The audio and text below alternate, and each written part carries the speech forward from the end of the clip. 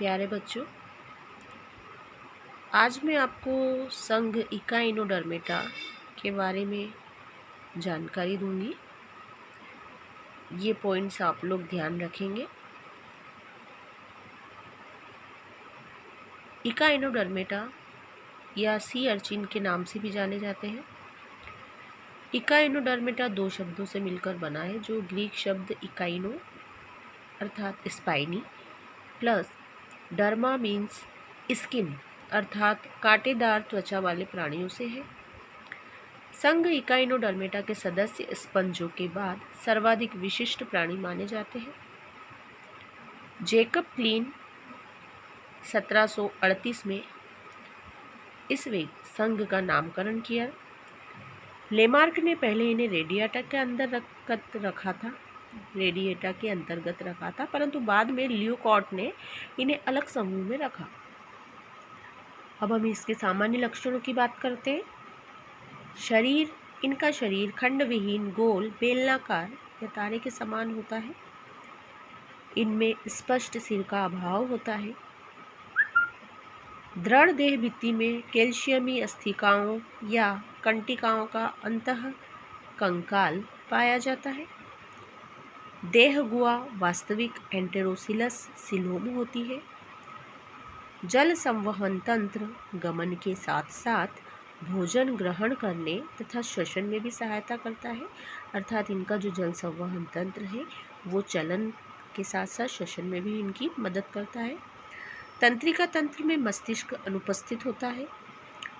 इनमें उत्सर्जी अंग नहीं पाए जाते। अधिकांश एकलिंगी होते हैं। पुनरुद्भवन की क्षमता अत्यधिक होती है, अर्थात ये अपने जीव के ही अलग अलग भागों से नया जीव उत्पन्न कर सकते हैं। सभी जंतु नितांत समुद्री होते हैं। उदाहरण के लिए ओफियोथ्रिक्स, एस्टेरिस या सी स्टार। इस संघ को दो उपसंघों में विभाजित किया गया है। उपसंघ 1 इल्यूथिरोजोआ, उपसंघ 2 पेलमेटोजोआ, और इनके उदाहरण हैं ओफियोथ्रिक्स, समुद्री लिली। अब हम बात करते हैं संघ हेमिकॉर्डेटा। तो संघ हेमिकॉर्डेटा दो शब्दों से मिलकर बना है, जिसमें हेमी मतलब हाफ, कॉर्डा मतलब कोड। तो हेमिकॉर्डेटा जंतुओं का ऐसा समूह है जिसमें अकशेरुकी, इकाइनोडर्म तथा कॉर्डेटा दोनों के लक्षणों का मिश्रण पाया जाता है, इसलिए इन्हें अकशेरुकी कॉर्डेट कहा जाता है। पहले इस समूह को जंतुओं को क्लोम छिद्रों, कथित नोटोकॉर्ड की उपस्थिति के आधार पर कॉर्डेट मानते हुए संघ कॉर्डेटा के अंतर्गत रखा जाता था, किंतु अब इन्हें कॉर्डेटा से पृथक करके अकशेरुकी जंतुओं के अंतर्गत रखा जाता है। इनके सामान्य लक्षण: ये सभी नलिकावासी तथा पूर्ण रूप से समुद्री जंतु होते हैं। इनमें द्विपार्श्व सममिति पाई जाती है। त्रिस्तरीय जंतु है, अर्थात 3 स्तरों का पाया जाना लक्षण है इनका। शरीर इनका कोमल, लंबा, कृमिरूपी अथवा छोटा, सघन तथा वृंतक होता है। सिलोम एंटेरोसिलस तथा शुंड, कॉलर एवं धड़ में विभाजित होता है।